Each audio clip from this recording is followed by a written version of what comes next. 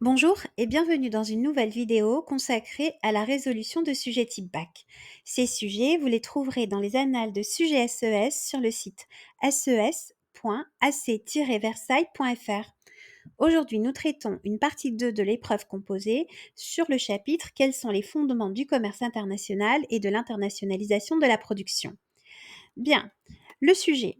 Échanges commerciaux de l'Union européenne avec ses principaux partenaires en milliards d'euros et en pourcentage d'évolution. Il s'agit du sujet Polynésie 2023. Question. À l'aide des données du document, vous comparerez le montant des importations de l'Union européenne en provenance de la Chine à celles en provenance des États-Unis sur la période janvier-avril 2022. Ensuite, question 2. À l'aide des données du document et de vos connaissances, vous présenterez les facteurs permettant d'expliquer le commerce entre pays comparables. Pour rappel, la partie 2 de l'épreuve composée, l'étude de documents notée sur 6 points stipule: il est demandé au candidat de répondre aux questions en mobilisant ses connaissances acquises dans le cadre du programme et en adoptant une démarche méthodologique rigoureuse de collecte et de traitement de l'information. Réponse à la question 1. Surtout ne pas oublier de citer la source. Selon Eurostat, entre janvier et avril 2022, les importations de l'UE en provenance de la Chine représentaient 194,9 milliards d'euros, tandis que les importations de l'Union européenne en provenance des États-Unis représentaient 103,9 milliards d'euros. En d'autres termes, les importations de l'UE en provenance de la Chine représentaient près du double du montant des importations de l'Union européenne en provenance des États-Unis. Ici, le calcul d'un coefficient multiplicateur me paraît obligatoire. Autre chose, je rappelle que les importations correspondent aux achats de biens et services de l'Union européenne à la Chine. Réponse à la question 2. On nous demande ici de réfléchir sur les facteurs qui permettent d'expliquer le commerce entre des pays comparables. Bien, le commerce entre des pays comparables correspond aux échanges de biens et de services entre des pays disposant de dotations factorielles et technologiques plus ou moins similaires et ou de niveaux de productivité plus ou moins équivalents. Ainsi, l'Union européenne importe de manière croissante des biens et des services depuis le Royaume-Uni. On observe en effet une hausse de 54% des importations en provenance de ce pays sur un an, entre janvier-avril 2021 et janvier-avril 2022. Ou bien encore de la Norvège, avec une hausse de 145% des importations de l'UE en provenance de ce pays, entre janvier-avril 2021 et janvier-avril 2022.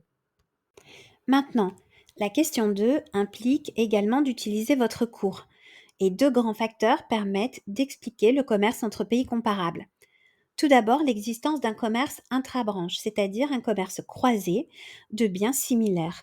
Par exemple, les importations et exportations d'automobiles de la France vers l'Allemagne sont des échanges intrabranches, tout comme les importations et les exportations de services financiers de la France vers le Royaume-Uni. L'augmentation des échanges intrabranches s'explique par la demande des consommateurs pour des produits différenciés ou variés.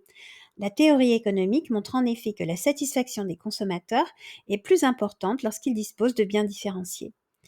La différenciation des produits est une stratégie mise en place par une entreprise pour distinguer son produit de celui de ses concurrents. Et on distingue la différenciation horizontale, les pays échangent des produits similaires de même gamme, différenciés par le design, l'image de marque, etc.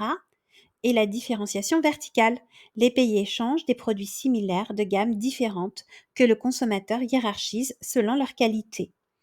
Ainsi, les principaux partenaires commerciaux de l'Union européenne sont les États-Unis, vers lesquels l'UE exporte en janvier-avril 2022 pour une valeur de 157 milliards d'euros et importe pour une valeur de 103 milliards d'euros, suivi du Royaume-Uni. Ensuite, la fragmentation de la chaîne de valeur et son internationalisation constituent un second facteur explicatif du commerce entre pays comparables.